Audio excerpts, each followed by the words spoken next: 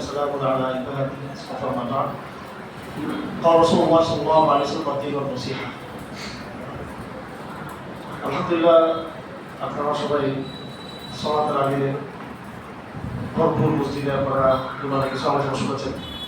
আপনার প্রতি আমার পরামর্শ থাকবে, আপনারা বিশেষ করে সাহেব আছেন এখানে, এলাকার দায়িত্বশীলরা আছেন, আপনার প্রত্যেকটা মসজিদকে আপনার দাওয়াতের মার্কাজে পরিণত করবেন এবং বিশেষ করে কোরআনে কারিমের যে দার্স, এই কোরআন কারিমের দার্সটা চালু করবেন। আসলে দাওয়াতের কাজ কে দুর্বল রেখে আমরা যে রাষ্ট্র প্রতিষ্ঠা স্বপ্ন দেখি, যে রাষ্ট্র প্রতিষ্ঠা হবে, দিন কায়েম হবে, দিন বিজয় হবে, এটা কিন্তু একটা অবাস্তব স্বপ্ন, একটা অবাস্তব স্বপ্ন। ঘরে ঘরে আমাদের এজেন্ডা হলো যে মসজিদ কেন্দ্রিক মেহনত করা। এই জন্য আপনারা কমপক্ষে সপ্তাহে একবার আনুষ্ঠানিকভাবে এলাকার মধ্যে কোরআন দার্স চালু করবেন। আর দৈনিক ইমাম সাহেবের কাছে আপনারা কোরআন তালিম, কোরআনের যে তাজবিদ সহ ফরাসি শিক্ষা, এটা আপনারা করার চেষ্টা করবেন। আর আমরা একটা কর্মসূচি পুরো বাংলাদেশে বলতেছি তরুণদেরকে করার জন্য, ফজর ক্যাম্পেইন, ফজর সালাতের মধ্যে সবাইকে ডেকে দেওয়া। আমি 2021 সাল থেকে 23 সাল পর্যন্ত কারাগারে ছিলাম শেষবার, এর আগে ছিলাম আরো বেশি, 2013, 14, 15, 16 সাল পর্যন্ত। আমি কারাগারে শেষবার গবেষণা করছি যে বাংলাদেশে আসলে প্রত্যেকে কাজ শুরু করতে হবে। আমরা ইসলামের সামাজিকভাবে যদি আমরা তো বুঝতেছেন, আপনারা বাংলাদেশে আমরা যদি ইসলামকে সামাজিকভাবে যদি আমরা সচল করতে চাই, ইসলামকে আমরা বিজয়ী করতে চাই, তো আমি অনেক চিন্তা করে দেখছি যে ফজরের সময় যদি আমরা মানুষকে ডাক দিতে পারি। কারণ জোহরের সময়, আসার সময় মানুষ আমাদের মসজিদে বেশি হবে, আসার সময়, বিকাল টাইমে, অবসর টাইমে, জুমার দিন তো মুসলমানদের কর না। ফজরের সময় যতক্ষণ পর্যন্ত আমাদের তরুণরা মসজিদমুখী হবে না, ততক্ষণ পর্যন্ত এই সমাজ দিয়ে আপনি রাষ্ট্র ইসলাম প্রতিষ্ঠার স্বপ্ন আপনি দেখতে পারেন না। এখান থেকে কোনোদিন মুজাহিদ পাইব না। এই জন্য প্রত্যেকটা মসজিদে মাইক থাকবে, হ্যান্ড মাইক, এলাকার মধ্যে আপনারা ইয়ে করবেন, মানুষকে ফজরের সময় ডেকে দিবেন।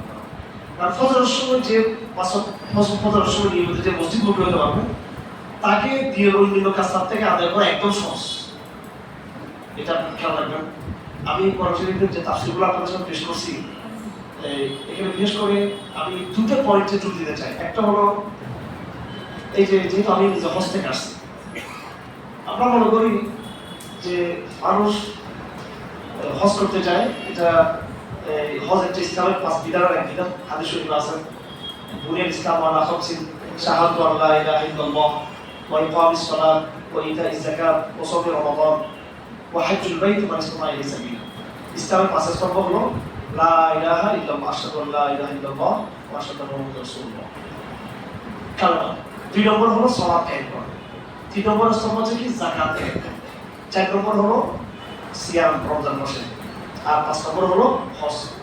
আমরা হজকে একটা আলাদা কাজ বলি। আসলে আমি এবার প্রায় 40-45 দিন ছিলাম। আমার কাছে যেটা মনে হয়েছে, আসলে হজের, দেখেন হজের মধ্যে মূল কাজ হচ্ছে আপনার এই আরাফাতে অবস্থান করা, ঠিক আছে? তারপরে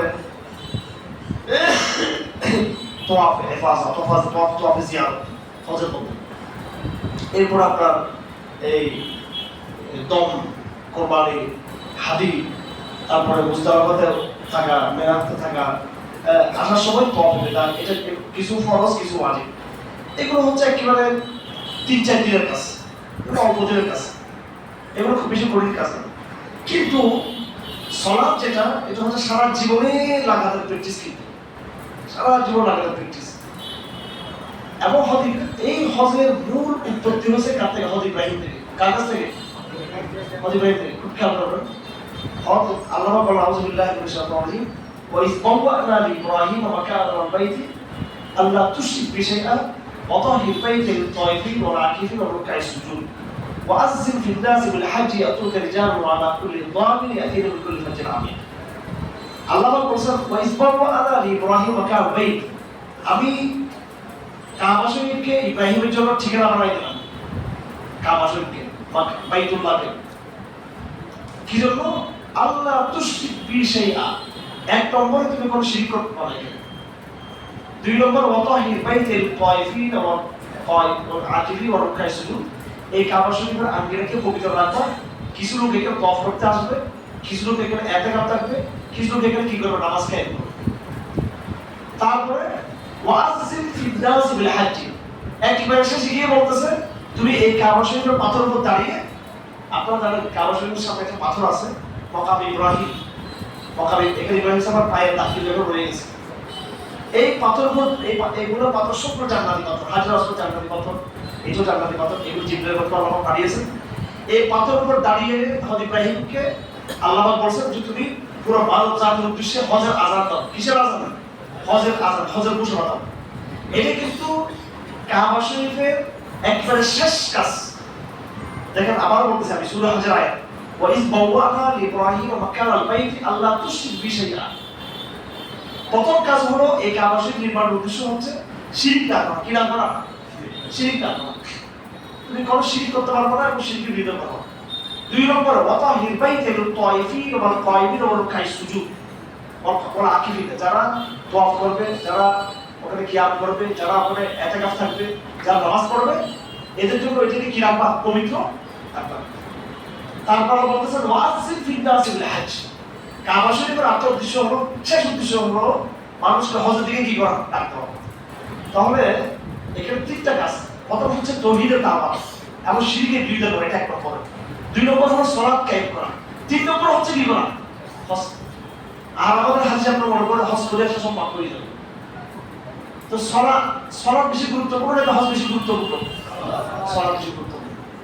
এবং আমি সূরা ইব্রাহিমের পরিশেষ যে আয়াতটা, ইব্রাহিম সূরা ইব্রাহিম যেটা আপনার সাথে নামাজের আগে যে পেশ করছিলাম, এখানে একটু দোয়া করছেন, রব্বি জাআলনি মুকিমাস সালাহ ওয়া যুররিয়াত, হে আল্লাহ আপনি আমাকে নামাজ কায়েম করতে বানান, ওয়া যুররিয়াতি, এবং আমার বংশধর ইসমাঈল, ইসহাক, তাদের সন্তান কিয়ামত পর্যন্ত তারা আসবে, প্রত্যেকে নামাজ কায়েম করতে বানান। তো যারা আমরা হজ করতে পারি না, আমাদের মধ্যে আফসোস আছে কিনা? ইস, আমি এই আরফার ময়দান আমি দাঁড়াতে পারলাম না।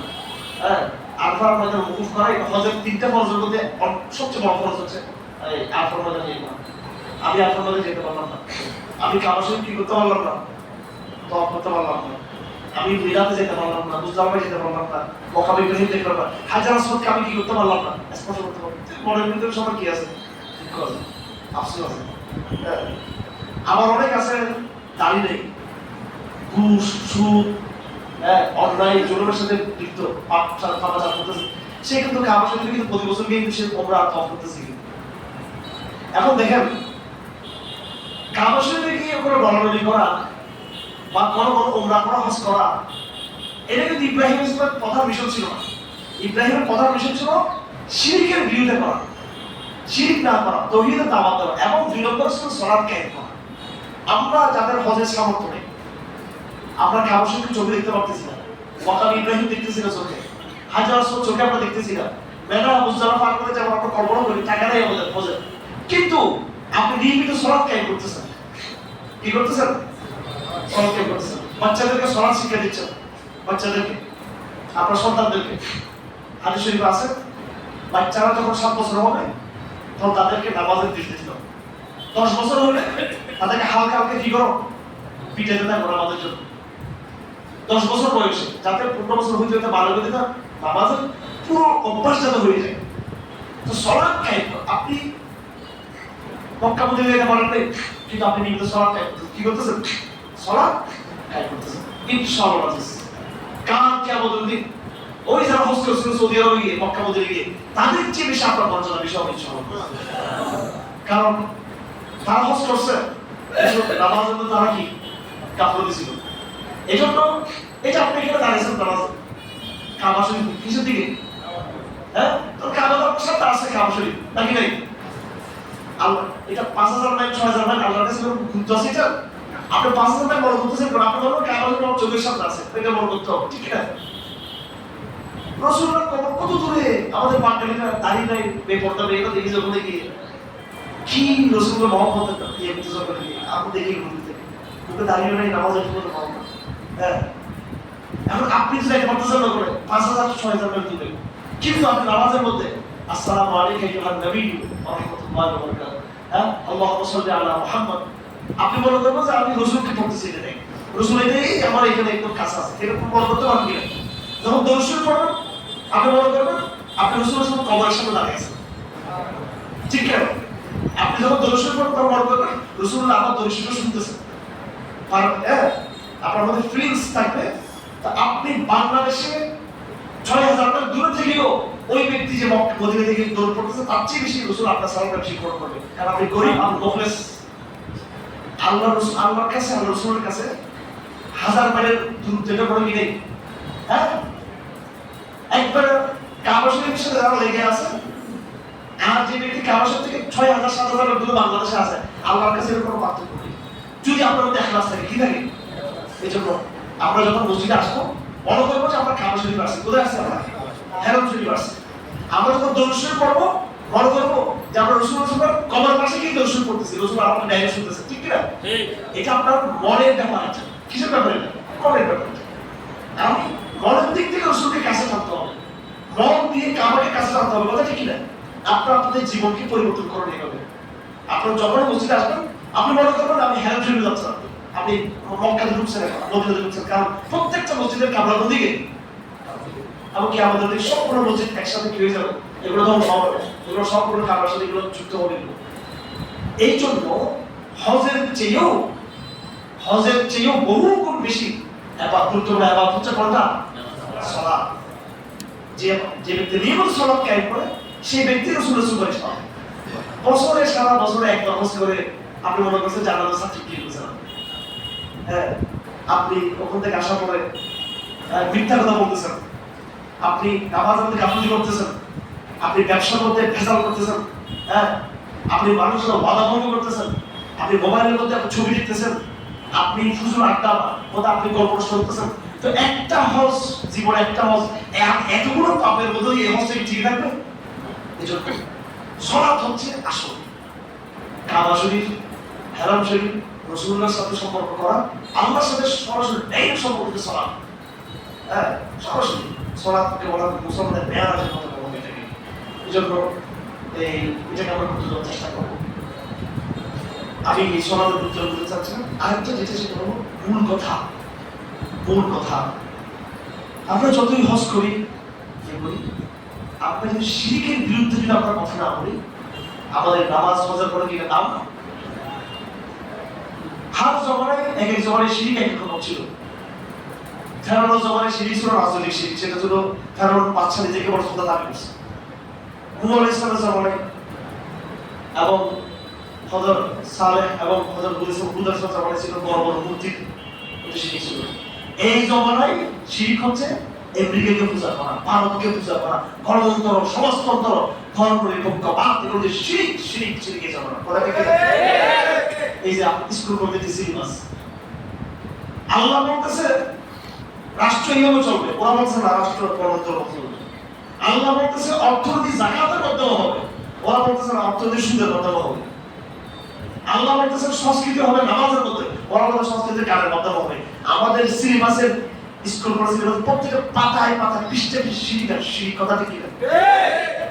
সুতরাং আপনার লড়াই হলো শিরিকের বিরুদ্ধে মানুষকে কি করা? সচেতন করা। এটা হচ্ছে মেসেজ, হজের মেসেজ। হজের ১ নম্বর মেসেজ তাওহীদের দাওয়াত, শিরকের বিরুদ্ধে। হজের ২ নম্বর মেসেজ সালাত কায়েম করা, মসজিদকে আবাদ করা, দাওয়াত দেওয়া। ৩ নম্বর মেসেজ হচ্ছে হজের মেসেজ হচ্ছে হজ করা, এটা ৩ নম্বর মেসেজ। এই জন্য বাংলাদেশে যারা পড়ে আছে, রাসূলকে যারা, রাসূলের কবর যারা দেখে নিয়ে জিয়ারত করতে পারে নাই, হেরাম শরীফ যারা দিতে পারে নাই, যদি তারা যদি শিরকের বিরুদ্ধে যদি কাজ করে, তাওহীদের দাওয়াত দেয়। হযরত ইব্রাহিম কি সংগ্রাম করেছেন, ওনার বাড়ি হচ্ছে ইরাক থেকে বের করে দিয়েছেন, চলে গেছে সিরিয়ার সীমান্তে, ওখান থেকে আবার মিশরে, আবার সিরিয়াতে, আবার সৌদি আরবে, আবার ওই মিশরে। এই দেশ দুনিয়া ঘুরছে উনি আজ থেকে ৫,০০০, ৬,০০০ বছর, ৭,০০০ বছর আগে। তখন দুনিয়াটা কত ভয়ঙ্কর ছিল না, তখন রাস্তাঘাট নাই, মানুষজন নাই, ঢাকা জন্তু, জীবজন্তু ভয়ঙ্কর ছিল দুনিয়া তখন, আজ থেকে আরো ১,০০০ বছর আগে। এই সময় ইব্রাহিম পুরো দুনিয়া সফর করছেন এত ভয় দিয়ে। আপনি যদি তাওহীদের কাজ করেন, দ্বীনের কাজ করেন, ইনশাআল্লাহ কালকে ওদের ইব্রাহিম আমার সাক্ষাৎ হবে ইনশাআল্লাহ। অথচ আপনি কিন্তু খাবার শুনে যেতে পারেন না, মক্কা মদিনা দেখেন পেছনে, কিন্তু আপনার দিল কলিজার ভিতরে কি ছিল? তাওহীদের দাওয়াত ছিল। এটা আমাদেরকে বুঝতে হবে এই বিষয়গুলো ভালো করে। তাওহীদের চেতনা দিয়ে লক্ষ লক্ষ হাজি আজকে হজ করে আসতেছে, কিন্তু বাংলাদেশে এসে আবার কুসংস্কার, আবার কুফরিতন্ত্র, আবার অপসংস্কৃতি, আবার গুণাগতি লিপ্ত হয়ে যাচ্ছে। কথা ঠিক কিনা? এইরকম হজের গ্রহণ করে তার চেয়ে আপনি 5 ওয়াক্ত নামাজকে ধারণ করুন, দরুদ শরীফ পড়বেন খুব মহব্বত করে, একবার এমন দরুদ শরীফ পড়বেন যে রাসূলকে আপনি শুনাইতেছেন এরকম করে পড়বেন। ওয়াল্লাহি যারা মহব্বতের সাথে দরুদ পড়বে রাসূলের প্রতি, রাসূল তাদেরটা শুনবে, অ্যাকসেপ্ট করবে। কি করবে? আপনি বুঝবেন সেটা রাসূল যে আপনার কলিজাটা রকম হয়ে যাবে। ফিলিংস লাগবে, অনুভূতি লাগবে আপনার মধ্যে। ফিলিংস ছাড়া মোহাম্মদ সাল্লাল্লাহু আলাইহি ওয়াসাল্লাম ফিলিংস ছাড়া মসজিদ আসবে না। মসজিদ আসতে হবে আপনি কাবার সামনে চলে আসেন, এই অনুভূতি জাগ্রত করতে হবে। আমার কাউকে কবিতা বলবো। আর আমার ভাইরা সর্বশেষ কথা বলবো, ব্যক্তিগত ইবাদত। আমি ব্যক্তিগতভাবে নামাজি হয়ে গেলাম, আমি ব্যক্তিগতভাবে পড়াশোনা করতেছি, আমি ব্যক্তিগতভাবে মসজিদে আসতেছি, ইন্ডিভিজুয়াল ব্যক্তিগতভাবে আমি ব্যক্তিগতভাবে হজ করতেছি। ইসলাম কিন্তু সেটা ব্যক্তিগত ধর্ম না। কিন্তু ইসলাম হচ্ছে আপনাকে সমাজ কায়েম করতে হবে এবং আপনাকে খেলাফত এবং শরিয়া কায়েম করতে হবে। কথা ঠিক কিনা? যে সমাজে মুসল্লি আছে, নামাজ আছে, কিন্তু শরিয়া কায়েম নেই, বাজারে ঘাটে, অফিসে, আদালতে, স্কুলে, কলেজে, রাজপথে, জনপথে শরীয়তের কি নেই? বিচার নেই, শরীয়তের আহকাম নেই, এরকম ব্যক্তিগত ইবাদত, এটা ইসলামের কোনো ফায়দা নেই। ইসলাম হলো এটা যেমন ব্যক্তিগত ইবাদত, সাথে সাথে এটা রাজনৈতিক কর্মসূচি। ইসলামটাকে আপনি নামাজ শুধু একা পড়তে হবে না। আপনি আজকে নামাজ পড়তে, আমি আজকে আপনাকে বলছি নামাজের কথা বলতেছি, হযরত ইব্রাহিমের দোয়া ছিল, হে আল্লাহ আপনি আমাকে নামাজ বানিয়ে দেন। আল্লাহ রাসূল বলেছেন আমাকে নামাজ হচ্ছে আমার চক্ষু শীতলকারী। কিন্তু ইসলামে শুধু নামাজ পড়া নাই, বরং নামাজকে কায়েম করা আছে। কি আছে? এই সূরা হজের কথা আল্লাহ বলতেছে, আউযু বিল্লাহি মিনাশ শাইতানির রাজীম, আল্লাযীনা ইম্মাক্কানাহুম ফিল আরদ, আমি যাদেরকে দুনিয়াতে ক্ষমতা দিব, কি দিব? ক্ষমতা দিব, রাজত্ব দিব, ক্ষমতা দিতে। আমি ক্ষমতা দিলে তাদের প্রথম কাজ হবে আকামুস সালাত, তারা সালাত কায়েম করবে। আমরা হিম্মত করি যে আমরা ব্যক্তিগতভাবে মসজিদে নামাজ কায়েম করবো, নিজে নিজে পরিবারের নামাজ কায়েম করবো, এবং রাষ্ট্রীয়ভাবে এই নামাজ কায়েম করার জন্য রাষ্ট্রকে আমরা একটু দখল করবো ইনশাআল্লাহ। এই রাষ্ট্রের মসনদ কার? এটা আল্লাহ রাসূলের মসনদ। ঠিক আছে? কিয়ামত পর্যন্ত আল্লাহ রাসূল দুনিয়া থেকে বিদায় নেওয়ার পরে আল্লাহ নবী বলে গেছেন যে কিয়ামত পর্যন্ত আমি থাকবো না, কিন্তু আমার পরে যারা রাজা আমার সাথে আমার নাই। আমার কি এই মসনদে, ক্ষমতার মসনদে রাসূলুল্লাহ নায়েব ছাড়া কারো বসার অধিকার আছে? গণতন্ত্র, সমাজতন্ত্র, এই রাষ্ট্রের মসনদে কে বসবে? রাসূলের নায়েব হবে, তার খেলাফ খলিফা, তারা রাসূলের খলিফা হবে, আল্লাহর পক্ষ থেকে তার খেলাফ খলিফা হবে। তো নামাজ এটা শুধু ব্যক্তিগত ইবাদত না, নামাজ এটা রাজনৈতিক কর্মসূচি। কি কর্মসূচি এটা? আল্লাহ বলেছেন আমি তোমাদেরকে রাজনৈতিক ক্ষমতা দিলে, আমি তাহাদেরকে রাজনৈতিক ক্ষমতা দিলে তারা কি করিবে? সালাত কায়েম করবে। 2 নম্বর ওয়া আতাউস যাকাত, তারা যাকাত কায়েম করবে। কি করবে? আপনি এখন ব্যক্তিগতভাবে যাকাত দিচ্ছেন, ব্যক্তিগত না, যাকাতের ব্যক্তিগত কাজ না, যাকাতের রাজনৈতিক কর্মসূচি। আপনি ব্যক্তিগতভাবে যাকাত দিচ্ছেন, একটা সময়ে আপনাকে রাষ্ট্রীয় যাকাত আদায় করতে হবে। এলাকার মধ্যে আপনি সবার থেকে যাকাত আদায় করবেন, যাকাত দিতে বাধ্য থাকবে। যে যাকাত দিবে না, সে দিবে না, সে গ্রেফতার হয়ে যাবে। কি হয়ে যাবে? ব্যবসায়ী গ্রেফতার হয়ে যাবে যাকাত দেয়। 2 নম্বর। 3 নম্বরে ওয়া আমারু বিল মারুফ, রাষ্ট্র ক্ষমতায় পেলে 3 নম্বর কাজ করবে, তারা সৎ কাজের আদেশ দিবে, সৎ কাজকে তারা প্রতিষ্ঠা করবে, সৎ রকমের ইসলামের যে বিধান সেগুলো প্রতিষ্ঠা করবে। 4 নম্বর কাজ হবে ওয়া নাহু আনিল মুনকার, যত রকম পাপাচার, সুদ, ঘুষ, জেনা, সমকামিতা, মদ, জুয়া, এগুলো তারা কি নির্মূল করবে। এগুলো কোরআন শরীফের কথা। সুতরাং নামাজ যেমন ব্যক্তিগত ইবাদত, ঠিক রাষ্ট্রীয় ক্ষমতায় গিয়ে রাজনৈতিক ইসলামের তারপর প্রতিষ্ঠা করে ইসলাম বিজয় সাধন করা, এটাও কিন্তু ইসলামের কিন্তু কি দাবি। ইসলাম হচ্ছে কমপ্লিট প্যাকেজ। আপনি শুধু ক্ষমতায় আছেন, শুধু খালি ক্ষমতায় চিন্তা করতেছেন, কিন্তু নামাজের গুরুত্ব নেই, কোরআনের গুরুত্ব নেই, তাবলীগের কাজ, দাওয়াতের কাজ নেই, আপনার মধ্যে আকীদার মেহনত নেই, এটা কিন্তু ইসলাম চায় না। কিন্তু আবার আপনি দাওয়াত করেন, তাবলীগ করেন, জিহাদের কথা বলেন, আকিদা মেহনত করেন, নামাজ পড়েন, কিন্তু আপনি ক্ষমতার মধ্যে ধারে গেছে নেই। এটা ইসলাম চায় না। ইসলাম হচ্ছে কমপ্লিট প্যাকেজ। কমপ্লিট কি প্যাকেজ? আমাদের নবী সাল্লাল্লাহু আলাইহি ওয়াসাল্লাম রাতের বেলা তাহজ্জুদ পড়তেন, আবার মসজিদ নববীতে এসে ফজর পরে জোর করে সেগুলো কি করতেন? শাসন কায়েম করতেন, বিচার পরিচালনা করতেন। করতেন কি না? আমাদের নবীজি নামাজের ইমাম ছিলেন, হ্যাঁ, ইনি নিজে নামাজি ছিলেন, আবার নামাজের ইমাম ছিলেন, আবার তিনি বিচারক ছিলেন, যুদ্ধের মধ্যে কমান্ডার ছিলেন, আবার বাজারে এখানে ঘুরে ঘুরে মানুষের অর্থনীতি কারা কষ্ট করতেছে, কারা হারাম রিজিক করতেছে, রাসূলুল্লাহ আমার অর্থনৈতিক সমাধানকারী ছিলেন। কথা ঠিক কিনা? অর্থ মন্ত্রণালয়, বিচার মন্ত্রণালয়, ধর্ম মন্ত্রণালয় সব কাজ পকেটের ভিতরে ছিল, রাসূলুল্লাহর পকেটের ভিতরে। আমরা সেই নবীর উম্মত। কথা ঠিক কিনা? শুধু সওয়াব করবো তা না, বাজারের মধ্যেও যত আওয়াজ হবে আমাদের মধ্যে করতে হবে। এইভাবে আমরা পরিপূর্ণ ইসলামের মধ্যে আমরা আসবো। শেষ একটা কথা বলতেছি, একজন ইহুদি একদিন চ্যালেঞ্জ করে বলতেছে, কোরআন শরীফে একটা আয়াত আছে, যদি এই আয়াত যদি আমরা ইহুদিদেরকে আল্লাহ নাযিল করতো, তাহলে ওই আয়াত যেদিন নাযিল হয়েছে ওই দিন আমরা জাতীয় উৎসব পালন করতাম। হযরত বলতেছে আয়াত কোন পাশে? তো ইহুদি বলতেছে সেই আয়াত হলো কোরআন শরীফে, আল ইয়াউমা আকমালতু লাকুম দীনাকুম ওয়া আতমামতু আলাইকুম নি'মাতি ওয়া রাদিতু লাকুমুল ইসলাম দীনা। আজকে আমি তোমাদের জন্য তোমার দ্বীনকে সম্পূর্ণ করলাম, আমার দ্বীনকে পরিপূর্ণ করলাম, দ্বীনকে বিজয়ী করলাম, আমার নিয়ামতকে পরিপূর্ণ করলাম, এবং তোমাদের জন্য আমি ইসলামকে দ্বীন হিসেবে সন্তুষ্ট হয়ে গেলাম। চূড়ান্ত ঘোষণা। হযরত বলে, এই ইহুদি এই আয়াত কোথায় নাযিল হয়েছে, কোন জায়গায় নাযিল হয়েছে, কোন দিন কোন তারিখে নাযিল হয়েছে, এই সব আমরা মুখস্থ আমরা জানি। এই আয়াত নাযিল হয়েছে আরাফার ময়দানে, এবং জুমার দিনে আরাফার দিনে আরাফার ময়দানে একটা নাযিল হয়েছে। সুবহানাল্লাহ। আরাফার দিন হচ্ছে জিলহজ মাসের 9 তারিখ। ওই দিন হাদিস আমরা কোথায় থাকি?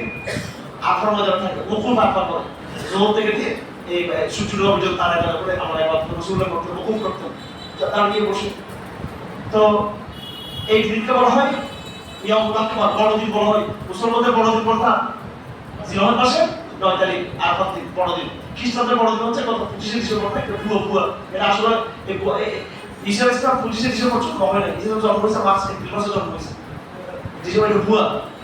ওদের বড় দিন ভুয়া, আর আমাদের বড় দিন কি আসল। কথা বুঝতে পারলো না? আরাফাত দিন মানে কি? জিলহজ মাসের 9 তারিখ, এটা বড় দিন। এই যে আল্লাহ পরশুই আয়াত নাযিল করেছেন। এই আয়াতের মধ্যে আল্লাহ কি বলতেছে? যে আমি তোমাদের ইসলাম কমপ্লিট করে দিয়েছি। সুতরাং আপনারা খন্ডিত ইসলামকে চান নাকি পূর্ণাঙ্গ ইসলামকে চান? খন্ডিত ইসলাম চাইলে শুধু আপনি ব্যক্তিগত ইবাদত করবেন, আর পূর্ণাঙ্গ ইসলাম চাইলে ভারতবর্ষ আপনার দখলে ন্যস্ত হয়ে যাবে। পূর্ণাঙ্গ ইসলাম চাইলে কোরআনকে এতিমখানা মসজিদে মেহরাব থেকে বের করে সংসদ ভবনে, বিচারকের আইনে, ব্যাংক, ব্যবসা বাণিজ্য সব জায়গায় কোরআনকে কি উত্তর প্রতিষ্ঠা করতে হবে। এই সংগ্রামের জন্য আপনাদের তৈরি আছেন তো সবাই? এর জন্য আপনাদেরকে সলাৎ করতে হবে, মসজিদমুখী হতে হবে, আবার আপনার দাস কাজ করতে হবে। আপনার কাজ শুরু করবেন। আপনি বলবেন এত বড় কাজ কি সম্ভব? হ্যাঁ, আপনি শুরু করেন। আপনার সন্তানরা ইনশাআল্লাহ, হয়তো আপনি স্বপ্ন দেখতে পারেন নাই, আপনি কাজ শুরু করতে পারেন নাই, কিন্তু আপনার সন্তানরা এই দেশে ইসলামের খেলা খেয়াল করবে ইনশাআল্লাহ। আপনি যদি শুরু যদি না করেন, শুরু যদি না করেন, তাহলে আপনার সন্তানরা তো মারা পড়বে শত্রুদের হাতে। এই জন্য আপনার কাছ থেকে শুরু করবেন। আমরা প্রতিজ্ঞা করবো আগামীকাল থেকে আমাদের কালো ফজর নামাজ যেন কাজ না। ঠিক আছে? ফজর নামাজ হচ্ছে এই সময়ের যুদ্ধের প্রথম শুরু হচ্ছে ফজর নামাজ দিয়ে। আমাদের যুদ্ধ তো অনেক কিছু, মুদিরে কি ধরতে হবে না? তারপরে ওই যে নেতানিয়াহু ইসরায়েলের কি প্রধানমন্ত্রী, ওরা ধরতে হবে, ওরা পরামর্শ ধরতে হবে না? ইহুদেরকে ধরবে না, ছাড় দিব আমরা ইহুদেরকে। এই মুশরিক যারা বাবরি মসজিদ ভেঙেছে, এই মুশরিকদের কালো হাত ভেঙে চুরমার করবো ইন্ডিয়া থেকে হিন্দুস্তানে গিয়ে। প্রত্যেকটা মসজিদকে আবার মন্দিরগুলো ধূলিসাৎ করে দিয়ে আবার আল্লাহর জমিনে আবার আল্লাহর মসজিদ প্রতিষ্ঠা হবে। আপনার করবেন, আপনি করবেন, আমার সন্তান করবে, আপনার সন্তান করবে, আল্লাহর কসম করবে। ঠিক না?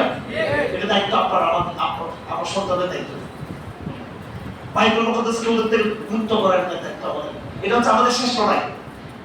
এই বড় লড়াই শুরু করতে হবে কি দিয়ে? নিজের নফসের সাথে, নিজের কিসের সাথে? কম্বলের সাথে লড়াই শুরু করতে হবে, মোবাইলের সাথে লড়াই শুরু করতে হবে।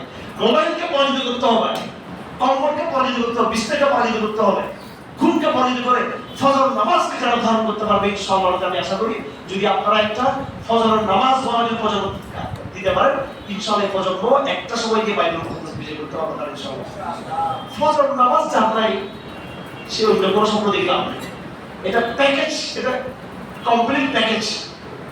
খালি ফেসবুকে সব দেখতেছেন বাইবেলের মধ্যে যুদ্ধ সময় ইরান আর এদিকে যুদ্ধ সময় দেখতেছেন, আর নামাজের খবর এই যুদ্ধ, আবার শুধু নামাজ পড়তেছেন কিন্তু ওইদিকের খবর নেই, সেটাও আবার টোটাল কাজ আপনার করতে হবে। এটি কোরআন, এটাই রসুলের ছিল।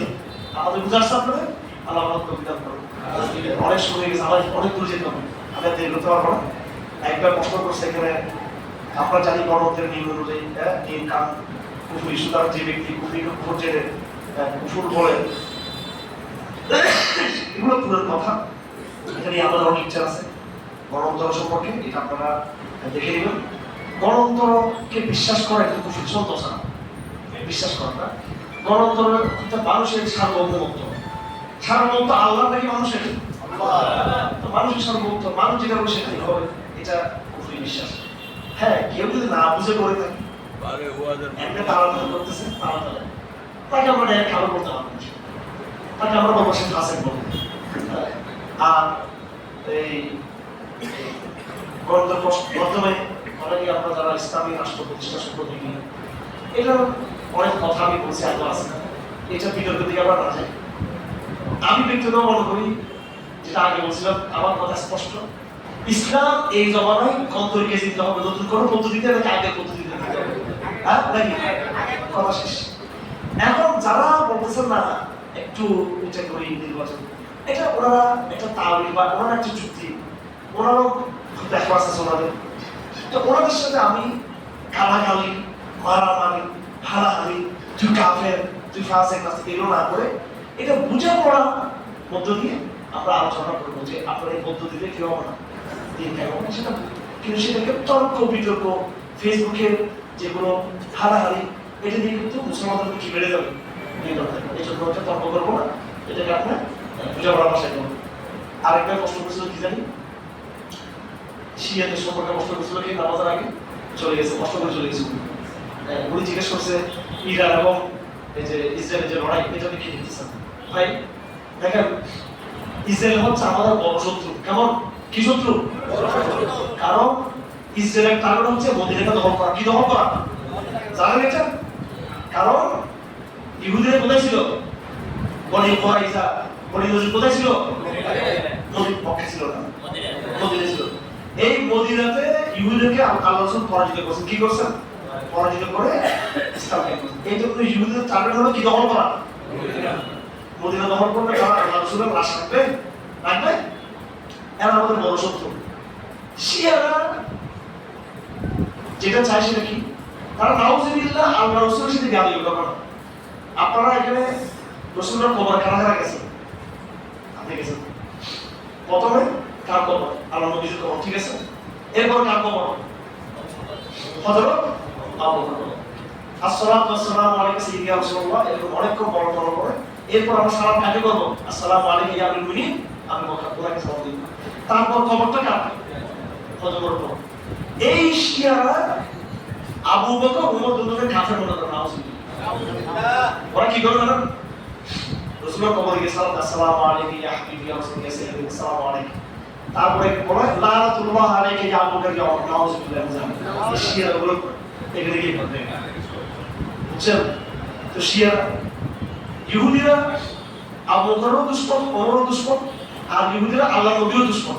আর শিয়ারা আল্লাহ নবী দুশমনটা করে, কিন্তু কার দুশমন? আল্লাহ নবী সাহাবীর দুশমন, ঠিক কি না? সুতরাং এই শিয়ারা বাতিল, কিন্তু ধরেন ইহুদিরা বড় কাফের আর শিয়ারা হচ্ছে একটু ছোট। সেজন্য আমরা কি করবো? স্বাভাবিক বড়টার বিরুদ্ধে দেখো, ঠিক কিনা? আমরা ইরান আর ইসরায়েল লড়াই করতে আমরা কি করবো? কার বিরুদ্ধে থাকবো? আমরা যেহেতু ইসরায়েল হচ্ছে ইরানের চেয়ে বড় কি কাফের, হ্যাঁ, ইরানিদের চেয়ে কি হবে? ইরানিদের চেয়ে যেটা হবে সেটা হলো ইমাম মাহদী রাদিয়াল্লাহু আনহু যখন আসবে, কি আসবে? এটা একটা খুব সূক্ষ্ম একটা কথা যেটা বলি, শিয়ারা বলে 12 ইমাম। কি ইমাম বলে? কয় ইমাম? 12 ইমাম। এখন ইমাম চলে আসছে, 12 জন ইমাম এখন জঙ্গলের ভিতরে লুকিয়ে আছে। প্রথম 12 জন লুকিয়ে হচ্ছে ইমাম মাহদী। ইমাম কি? মাহদী, উনি বের করুন। এখন এই 12 ইমাম নাই, কথা বুঝছেন? ঠান্ডা বুঝছেন? তো মাহদী তো ঠিকই আসবে, মাহদী আসবে, এটা আমরা যারা সুন্নি আহলে সুন্নাত ওয়াল জামাত আমরাও বিশ্বাস করি। আর কারা বিশ্বাস করে? কারা? শিয়ারা বিশ্বাস করে। যেদিন বাস্তব মাহাদি দুনিয়াতে চলে আসবে সেদিন উনি শিয়াদের পক্ষে থাকবে নাকি সুন্নিদের আহলে ওয়াল জামাতের পক্ষে থাকবে? ওই দিন শিয়ারা সবাই আহলে ওয়াল জামাত হয়ে যাবে সব। ঠিক আছে? ঠিক এটা কিরকম? যেমন ঈসা আলাইহিস সালাম। ঈসা আলাইহিস সালাম হচ্ছে মাসিহ। আমরা বলি ঈসা আসবে দুনিয়াতে, ঠিক না? খ্রিস্টানরা বলে ঈসা আলাইহিস সালাম কি আসবে, আর ইহুদিরা বলে মাসিহ আসবে বা দাজ্জাল আসবে। দাজ্জালের নামও মাসিহ, ঈসার নামও কি মাসিহ। এখন ইহুদিরা বলতেছে মাসিহ আসবে, মাসিহ মানে দাজ্জাল মাসিহ, আর খ্রিস্টানরা বলে কি মাসিহ আসবে। কোন মাসিহ? ঈসা মাসিহ। তো দাজ্জাল প্রথমে আসবে, প্রথমে যখন দাজ্জাল আসবে খ্রিস্টানরা মনে করবে এই যে বড় মাসিহ, এই যে বড় ঈসা, সব খ্রিস্টানরা কার পক্ষে হয়ে যাবে? হ্যাঁ, দাজ্জালের পক্ষে হয়ে মুসলমানদেরকে শেষ করবে, যেমন এখন শুরু হয়েছে। ঠিক আছে? ইহুদি খ্রিস্টান এক থাকবে, কিন্তু যেদিন বাস্তব ঈসা যেদিন আসবে এবং উনি যখন দাজ্জালকে যখন কেটে ফেলবে, মেরে ফেলবে, তখন খ্রিস্টান দেখবেন কি এটা তো তখন ঈসা ইসলাম, এটা হচ্ছে আসল ঈসা ইসলাম। সেদিন ঈসা ইসলাম বলবে আমি মুহাম্মদ রাসূলুল্লাহ, আমি কি উম্মত হিসেবে আসছি, আমি ইসলাম ধর্ম নিয়ে আসছি নতুন কথা হয়েছে। ওই দিন সমস্ত দুনিয়ার সমস্ত যারা জাহানের সমস্ত খ্রিস্টান ইসলাম ধর্ম গ্রহণ করবে। এটা কোরআন শরীফে আছে, ওয়া ইন মিন আহলিল কিতাব ইল্লা লা ইউমিনুনা বিকাবলা মাউতি। ঈসা ইসলামের মৃত্যুর আগে সমস্ত খ্রিস্টানরা কি গ্রহণ করবে। এইজন্য সব শিয়ারা একদিন কি হয়ে যাবে ইনশাআল্লাহ, আহলে সুন্নাত ওয়াল জামাত হয়ে যাবে, আর সব খ্রিস্টানরা কি হয়ে যাবে একদিন। এটা হচ্ছে শেষ পরিণতি। তো আল্লাহ এখানে একটা কথা বলেছেন, যদি কারো আকীদা ঠিক থাকে, শরীয়ত প্রতিষ্ঠার ইচ্ছা থাকে, তবে এই কাঠামোই পরবর্তী গ্রন্থ কাজ করাও কুফর নয়, বরং পরিস্থিতির কৌশল। এটা কি বৈধ? দেখেন, এটা হচ্ছে ইজতিহাদ বলা যায়। যারা এটাকে কৌশল মনে করে, বিশ্বাস করে না, আপনি ওনাদেরকে কাফের করতে পারবেন? ওনাদেরকে তারা হচ্ছে এটা আমি বিশ্বাস করি না, তবে এটা কৌশল। যারা তাবিল করছে এইভাবে, ওনাদেরকে কাফের বলা যাবে? নাউজুবিল্লাহ। এটাকে কখনো বলা যাবে না, ওনাদেরকে এইভাবে খারাপ গালি দেওয়া যাবে না। হ্যাঁ, আপনি বলবেন এই কৌশলটা ভুল, কারণ এই জমানায় আল্লাহ দিন ওই কৌশলে জিততে হবে যে কৌশল 1000 বছর আগে কি হয়েছিল। সেটা কি? সুদা সাতটা দিনে দাওয়াত দেওয়া, রাজপ্রসাদে গিয়ে দাওয়াত দেওয়া, জনগণকে দাওয়াত দেওয়া, মুসলমানরা সবাই জমাবদ্ধ হওয়া, ঐক্যবদ্ধ হওয়া। আগে আমি ঠিক করি, একটু সব মুসলমানরা কি ঠিক করুক, এটি আমি হাদিস পড়ছিলাম, আমি ঠিক করি। সেটা না করে কোয়ালিশন করে নির্বাচন করে, এটা তো শরীয়ত। শরীয়ত হচ্ছে মুসলমানদের মধ্যে আমির থাকতে হবে, একজন আমি নির্বাচন করতে মুসলমান থাকে, এটা হচ্ছে শরীয়তের পদ্ধতি। যেমন একদিনে সব কিছু বুঝে আসবে না, আর যেটা বেশি বুঝে আসবে না এটাকে মারামারি না করি, আর যদি বুঝে আসে তাহলে আরেকজনের উপরে নিজের বুঝটাকে চাপিয়ে না দিই, আমরা ঠান্ডা ভাষায় কথা বলি, তর্ক বিতর্ক না করি। ইনশাআল্লাহ উম্মতের মধ্যে একদিন এই সমস্ত ইখতিলাফ দূর হয়ে যাবে ইনশাআল্লাহ। আপনি ইখলাসের সাথে দাওয়াত দিন, যাদের শরীর আল্লাহ পাক আমাদের শরীরকে বোঝার তৌফিক দান করুন। যাদের শরীর বুঝে আসবে আল্লাহ পাক তাদের বুঝতে শরীর করে দিন। আর যাদের শরীরটা বুঝে আসছে ওরা যে অহংকার করে আরেকজনকে যেন শরীরকে চাপিয়ে দেবো, এটা আবার আগে না পারে। হ্যাঁ, একজন লোক খাবার খাইতে চান, এমন জোর করি পানি গিলে খাবার থাকে, এটা সময় দিয়ে আস্তে আস্তে করতে হবে। আপনি হকটা বুঝছেন, তাই বলে আরেকজনকে বাতিল বলিয়া তার চাপ সৃষ্টি করে, একটু ঠিক না। আজকের মতো এখানে থাক, তো আপনারা সবাই সুবহানাল্লাহি ওয়া বিহামদিহি আশহাদু আল্লা ইলাহা ইল্লা আনতা আস্তাগফিরুকা ওয়া আতুবু ইলাইক। দরুদ করি আমরা, আল্লাহুম্মা সাল্লি আলা মুহাম্মাদ ওয়া আলা আলি মুহাম্মাদ কামা সাল্লাইতা আলা ইব্রাহিম ওয়া আলা আলি ইব্রাহিম ইন্নাকা হামিদুম মাজিদ। আল্লাহুম্মা বারিক আলা মুহাম্মাদ ওয়া আলা আলি মুহাম্মাদ কামা বারাকতা আলা ইব্রাহিম ওয়া আলা আলি ইব্রাহিম ইন্নাকা হামিদুম মাজিদ। হাদিস শরীফ আছে, হাদিসের পোস্ট করে আসলে দোয়া করতে হয়। সেজন্য আমি তো নিঃসন্দেহে পাবিষ্ট গুনাহগার, আপনাদের কিন্তু দোয়া করলে হয়তো আপনাদের মধ্যে যারা মাসুম আছেন তাদের জন্য দোয়া আল্লাহ ক্ষমা করতে পারেন। সুবিধা মতো দোয়া করি। ربنا ظلمنا انفسنا وان لم تغفر لنا وترحمنا لنكونن من الخاسرين. ربنا ظلمنا انفسنا وان لم تغفر لنا وترحمنا لنكونن من الخاسرين. ربنا اغفر لنا ذنوبنا واسرافنا في امرنا وثبت اقدامنا وانصرنا على القوم الكافرين. ربنا هب لنا من ازواجنا وذرياتنا قرة اعين واجعلنا للمتقين اماما. رب اجعل هذا البلد امنا واجنبني وبني ان نعبد الاصنام. ربنا عليك توكلنا واليك انبنا واليك المصير. ربنا لا تجعلنا فتنة للذين كفروا واغفر لنا ربنا انك انت العزيز الحكيم. رب اجعلني مقيم الصلاة ورزقني ربنا تقبل الدعاء. اے رب العالمین، قرآن کریم میں ہم دیکھ رہے ہیں যতগুলো দোয়া আছে আল্লাহ, প্রত্যেকটা দোয়া আমাদের উপর তৌফিক দান করুন। আমিন। আল্লাহ প্রত্যেকটা দোয়া আল্লাহ আপনি আমাদের জন্য কবুল করে নিন। আমিন। মুসা আলাইহিস সালামের যে উম্মত আজকে কবুল করেছেন সেই দোয়া আমার জন্য কবুল করে রব্বুল আলামিন। আল্লাহ হযরত ইউনূস আলাইহিস সালামের যে দোয়া তার জন্য কবুল করেছেন সেই দোয়া আমাদের জন্য কবুল করে রব্বুল আলামিন। হযরত ইব্রাহিমের যতগুলো দোয়া তার জন্য কবুল করেছেন আল্লাহ হযরত ইব্রাহিমের দোয়াগুলো আমাদের উপর আপনি কবুল করে দিন আমিন। আমাদের নবীজি যত দোয়া আমাদের শিক্ষা দিয়েছেন আল্লাহ আমরা অনেকে আরবি জানি না বুঝি না আল্লাহ, কিন্তু আমাদের নবীজি যেহেতু আমরা তাকে সম্মান করি শ্রদ্ধা করি তাকে আমরা ইমাম মানি তার সুপারিশ আমরা আশা করি তার প্রতি আমরা দরুদ পড়ি আল্লাহ এবং তার হুকুমত আমরা চলি আমার নবীর হুকুমত আল্লাহ সেই উসিলাই আল্লাহ নবী যতগুলো দোয়া করেছেন প্রত্যেকটা দোয়াকে আমরা আমাদের জন্য কবুল করে দিন আল্লাহ আমাদেরকে মক্কা মদিনা জিয়ারত করার তৌফিক দান করুন আমিন। হজ ওমরা করার তৌফিক দান করুন আমিন। আল্লাহ শিরকের বিরুদ্ধে আল্লাহ সংগ্রাম করার তৌফিক দান করুন আমিন। আপনার রাস্তায় জিহাদ করার তৌফিক দান করুন আমিন। আল্লাহ নজরুল হিন্দ করার তৌফিক দান করুন আল্লাহ। এই ভারতবর্ষ মুসলমানদের ছিল আবার জন্য এই পুরো ভারত আমরা আমিন আমিন। আল্লাহ আমাদের মা বাবাদেরকে আল্লাহ আপনি যারা মারা গিয়েছেন তাদেরকে মাফ করে দিন আমিন। আমাদের আত্মীয়স্বজনরা মাফ করে দিন মাফ করে দিন আমিন। আল্লাহ আমাদের নেক আমাদের সওয়াব আল্লাহ তাদের কবর পৌঁছে দেন আমিন। আল্লাহ আমাদের মাহবুবকে হিদায়াত দান করুন আমিন। ফজর সালাত আমরা বুঝে কায়েম করতে পারি সেই তৌফিক দান করুন আমিন। আল্লাহ আমাদেরকে এমন অর্থ পয়সা দান করেন যাতে আমরা হালাল রিজিক কামাই করতে পারি আমিন। হারাম থেকে বাঁচতে পারি আর মানসিক ভাবে কাজ করতে পারি সেই তৌফিক দান করুন আমিন। আয় আল্লাহ আমাদের পার্শ্ববর্তী আরকান মুসলমানদের সাহায্য করুন আমিন।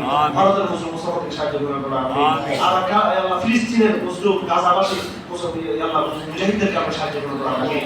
আল্লাহ المسلمين المجاهدين في فلسطين يا رب العالمين. اللهم انصر نصر مؤزرا وايد تأييدكم يا رب العالمين. رب زدني علما رب اشرح لي صدري ويسر لي امري واحلل عقدة من لساني يفقهوا قولي. আয় আল্লাহ আমাদের অঞ্চলের জন্য আল্লাহ একজন নেক শাসকদেরকে আপনি নিয়ে আসুন ইয়া রাব্বাল আলামিন। আয় আল্লাহ বদ শাসকদেরকে আমরা দেখেছি আল্লাহ বদ শাসক বদ্দিন শাসকদের থেকে মুক্ত করে আল্লাহ নেক কার ইমানদার শাসক আমাদেরকে দান করুন আমিন। আয় রাব্বাল আলামিন এই দেশে আপনি ইনসাফের রহমতের বাতাসকে বয়ে দেন রব্বুল আলামিন। আল্লাহ আমাদের সবাইকে আমাদের নবীর সুপারিশ দ্বারা ধন্য করুন রব্বুল আলামিন। আমাদের কাছে পানি বরকত তৌফিক আমাদের দান করুন আমিন।